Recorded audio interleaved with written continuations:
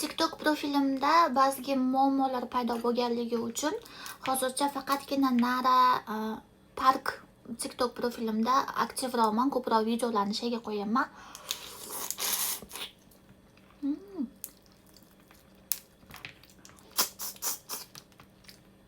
Shuning uchun shu profilimga podpiska bosib qo'yinglar. Bu o'zimning profilim, bu ikkinchi profilim.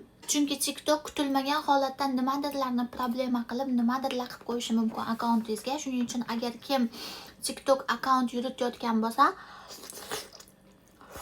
2-3 ta akkaunt qilib qo'yishinglarni maslahat beraman. Chunki TikTok sizlar bilmagan holatda, sezmay qolgan holatda nimadirlarni prichina qilib blok qilib tashlashi mumkin yoki nimadirlarni olib tashlashi mumkin.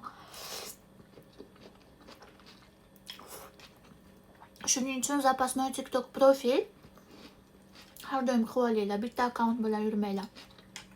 Ayniqsa hozir juda ham ko'plab taniqli TikTokerlarni akkauntini blok qilyapti ekan TikTok.